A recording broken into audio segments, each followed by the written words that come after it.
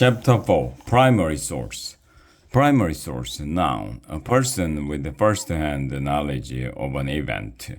A document written by such a person at the time the event took place. Jessie paused in the school hallway, twisting the strap on a backpack back and forth. She knew the rule. Kids were not allowed in the classroom after school. When the teacher wasn't there, the door was open. She poked her head into a four-hole. No one was there. The stairs were all up on the desks. The shades were pulled down for the day. Even the jabirs were in silent hiding, nestled deep beneath the wooden shavings in their cage. Jessie tiptoed in. Her heart was beating wildly in her chest, and her breathing felt short and choppy. Her heavy backpack pulled on her arms as if trying to hold her back. She approached Mrs. Overton's desk, which was near the window. On top, there were several neat piles of papers, her pen and pencil cup, a shallow dish full of paper clips, two photographs of Langston, and a wilted African violet.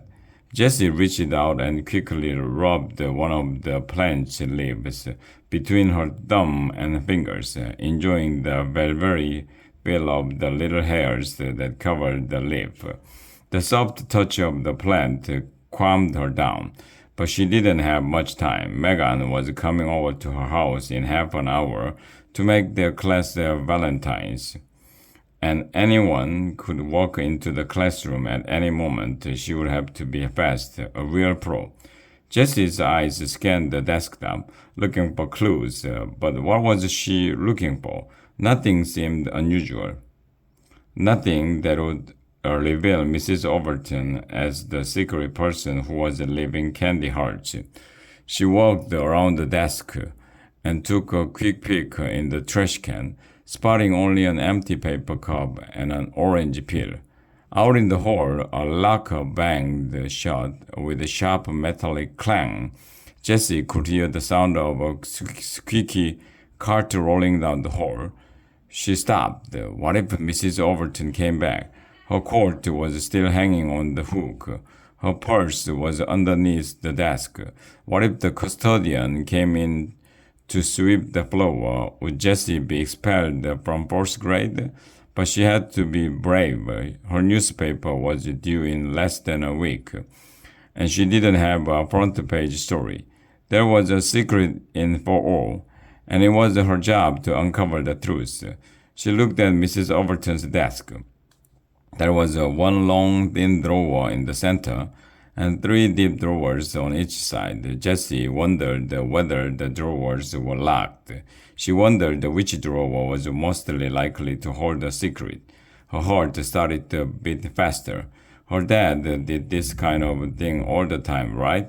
When he told his stories of classified documents and uncovered clues and secret meetings with sources, he never mentioned being nervous. She reached her hand toward the top desk drawer. What are you doing? Jessie's hand jumped back as if bitten by a snake and disappeared behind her back. David Kerkorian stood in the doorway, buried inside his winter coat, woolen hat, and bulky gloves. Nothing, says Jessie. I forgot my social studies notebook. This was the excuse she had planned ahead of time, and she had, in fact, accidentally left her notebook in a desk. So why are you looking in Mrs. Overton's desk? David walked up to her and pulled off his hat. She doesn't keep our notebooks in a desk. Why are you even here? Asked Jessie. Was David going to report her to the principal? I saw you walk back into the school, and I thought maybe you needed help with something. He took off his gloves and stuck them under his arm. It was warm in the classroom, and his face was beginning to turn bright red with the heat. I don't need help, said Jessie, and she didn't, at least not from David Kerkorian, of all people. He looked at her, then at the wall, then back at her. I won't tell, Jessie, he whispered. I will keep your secret. There's no secret, shouted Jessie. She hurried past him, grabbed her social studies notebook from her desk, and ran out of the room. When Megan came over to her house, Jessie still felt jumpy, and she still didn't know what her front page story would be. Do you think I can just say that it's Mrs. Overton who's giving out the candy, since it obviously is? Asked Jessie. She and Megan were in the basement making their cards. Valentine's Day was just 5 days away, and Jessie was worried about getting all 26 Valentines done in time. Another deadline. There was so much pressure in first grade. Isn't that against the law? Asked Megan. I mean, if it turns out not to be true. Megan had the messy idea of filling her envelopes with confetti, so she was busy cutting up tissue paper. Yeah, said Jessie glumly.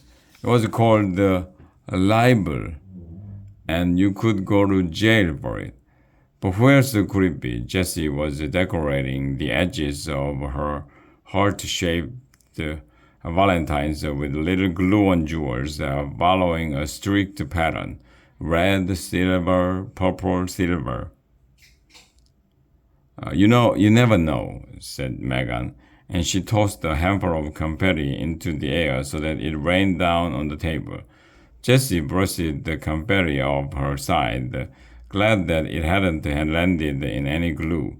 Well, if I can't write about the candy hearts, what am I supposed to write about on the front page of my newspaper? You should write about how we are not allowed to include any candy in our class Valentines this year, Megan said. It was a new rule, and all the kids were against it. She reached for a sheet of pink construction paper and started to cut out a heart. It's an un-American.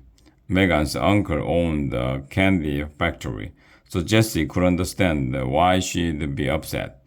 That's not a very interesting story, said Jessie.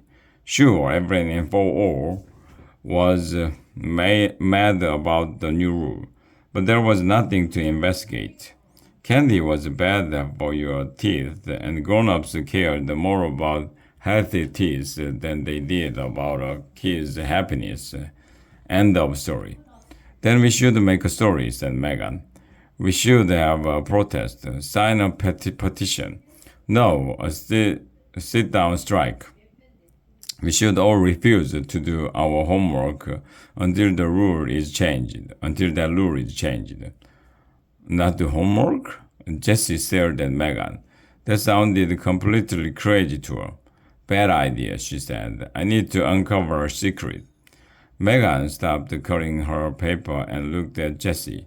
That doesn't sound very nice. If someone has a secret, they probably don't want you printing it all over the front page of a newspaper.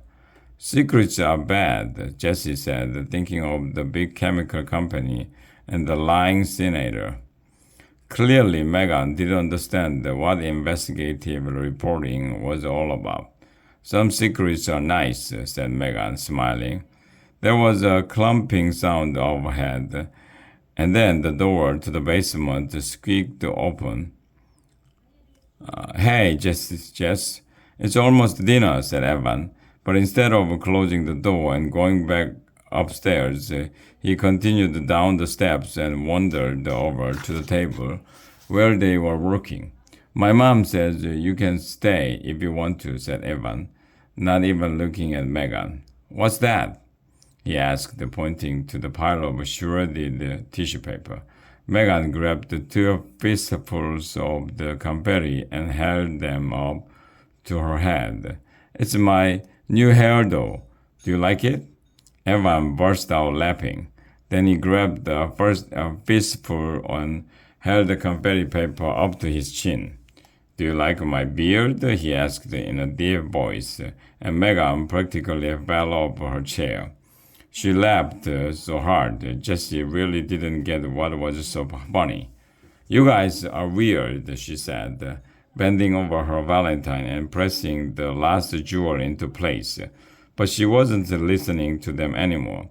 She was thinking about the secret in Mrs. Overton's desk drawer. The next morning, an even bigger secret appeared. It popped up in, of all places, the girls' bathroom. To Jessie, the girls' bathroom was a scary place. Things happened in the bathroom, things that teachers never knew about. Words were whispered, graffiti written, rules broken, trash dumped, water left running, hands left unwashed, nose picked, bodies shoved, names called. Anything could happen in the bathroom because there were no teachers watching, ever. Jessie had never once seen a teacher enter the girls' bathroom. For the most part, Jessie avoided the bathroom. She took care of her business at home and, when necessary, in the private bathroom in the nurse's office. But this year, Mrs. Graham had started to encourage her to use the girls' bathroom in the hall. At first, Jessie had politely declined, but after a few weeks, it stopped being an offer, and Jessie had to adapt and evolve, as her mother would say, to this new way of doing things. Jessie pushed open the old scarred wooden door of the bathroom and stuck her head in. She didn't mind the bathroom when it was empty, and she didn't mind it when it was jam-packed, but if there were just a few girls in there, especially any of the mean girls from a class last year, or the scary big fifth graders who looked like they were practically teenagers, she would duck back out and look at the artwork in the hallway until the bathroom emptied out. This morning, the bathroom was empty. Jessie hurried to the only store she ever used, the second to last one in the row, and quickly sat down to pee. She liked this store because the lock worked and because most kids never used it. She had observed this. Kids either liked the first two stores closest to the door or the large handicapped store that was like having a room all to yourself. But no one ever chose the second to last store. And that's why Jessie decided it was the safest one of all. Today, when she sat down, she noticed something new right in front of her face, written on the door in the black ink, M.M plus E.T. The first thing she thought was the Megan's initials were MM, but she could tell that Megan hadn't written the letters because Megan always drew curlicues at the end of her M's, and these M's were straight up and down. The second thing she thought was the E and T were Evan's initials. Of course, it was a big school with a lot of kids, and all the grades used this bathroom. Maybe M, M, and ET were fifth graders. That made more sense. All the kids did bad things, like writing on bathroom doors. When Jessie finished, she left the store to wash her hands, and then she forgot all about the initials because back in the classroom they were creating models of walking lungs using soda bottles and balloons, and Jessie loved making stuff like that.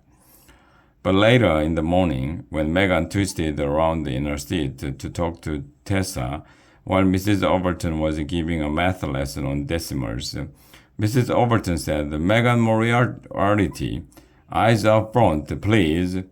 And Jessie thought again about those initials and what they might mean. It was like a math equation with symbols. If M.M equal Megan Moriarty and E.T equal Evan Tresky, and a heart equals love, then M.M plus E.T inside the heart equals Megan Moriarty loves Evan Tresky. But what did that mean? Jessie decided to go straight to the primary source.